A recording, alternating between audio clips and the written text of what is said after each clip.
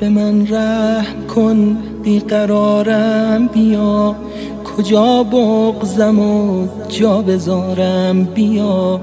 نمیدونم این چندمین جمعه بود، حساب زمانو ندارم بیا. هوای جهان سرد و طوفانیه، تو میدونی این قصه طولانیه.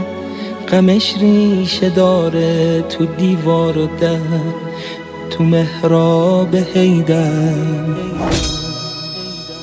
محرم صفر.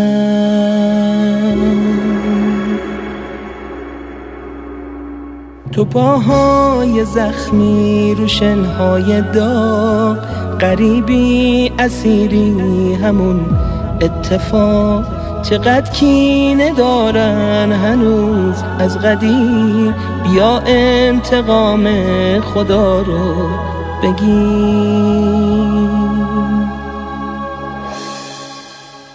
ببین چی گذشته تو این انتظار، بیا روی این زخم مرهم بذار. چیه کوله بارم تو این زندگی، به جز حسرت و بغض و شرمندگی. دارم ادعا میکنم با تو شاید این فقط حرفه و ادعا. نمیدونم این چندمین جمعه بود، خدا شاهد درد دارم بیا.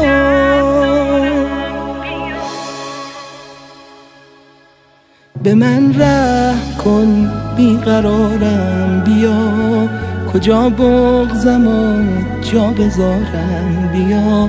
نمیدونم این چندمین جمعه بود، حساب زمانو ندارم بیا. حساب زمانو ندارم بیا.